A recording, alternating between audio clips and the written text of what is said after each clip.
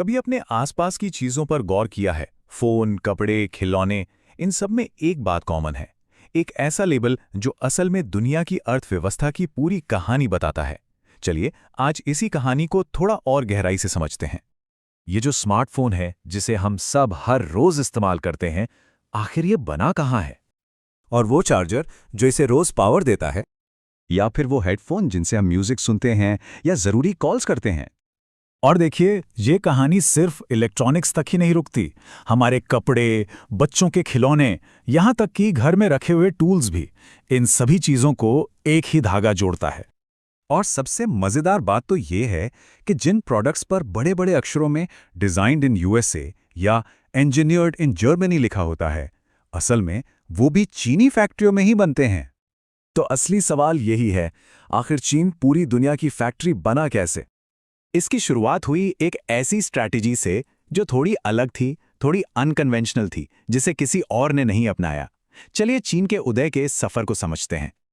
देखिए, चीन की आर्थिक शक्ति की शुरुआत इनोवेशन से नहीं हुई। ऐसा नहीं था कि उन्होंने गूगल या एप्पल बना लिया। नहीं, इसकी शुरुआत हुई नकल करने से, सस्ते लेबर से और सरकार के कड़े कंट्रोल से। जब दुनिया के दूसरे देश, आप जानते हैं, स्टॉक मार्केट, सॉफ्टवेयर और फाइनेंस जैसी चीजों पे दांव लगा रहे थे, तब चीन चुपचाप कुछ बिल्कुल अलग कर रहा था। उसने अपना पूरा ध्यान फैक्ट्रियों, मशीनों, पोर्ट्स और पावर प्लांट्स पे लगाया, मतलब असली फिजिकल चीजों पर। उनका लक्ष्य बेहद सीधा लेकिन बहुत पावरफुल था। दुनिया को जिस भी चीज की जरूरत होगी, हम उसे बनाएंगे। और सच कहें तो उन्होंने इस लक्ष्य को हकीकत में बदल कर दिखाया। चीन की सफलता का राज सिर्फ सस्ते में सामान बनाना नहीं है। कहानी इससे कहीं ज्यादा गहरी है, और यही चीज उन्हें एक सप्लाई चेन की महाशक्ति बनाती है। तो उनका असली हथियार क्या है? ये कोई मिसाइल या टैंक नहीं है जैसा कि लोग सोच सकते हैं। उनका असली हथियार है सप्लाई चेन इकोसिस्टम। अब इसका मतलब क्या है?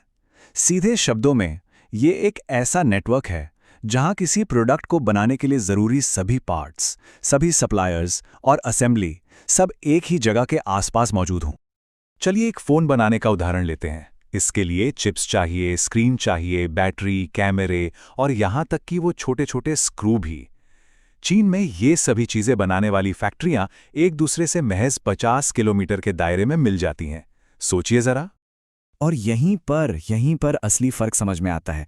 चीन में एक प्रोडक्ट के सारे हिस्से एक ही इलाके में बन जाते हैं, जबकि अमेरिका या भारत जैसे देशों में इन हिस्सों को दुनिया भर के कई अलग अलग देशों से इंपोर्ट करना पड़ता है।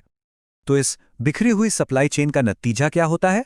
सीधी सी बात है, लागत बढ़ जाती है, प्रोडक्शन धीमा हो जाता है और रिस्क भी कहीं ज्यादा होता है।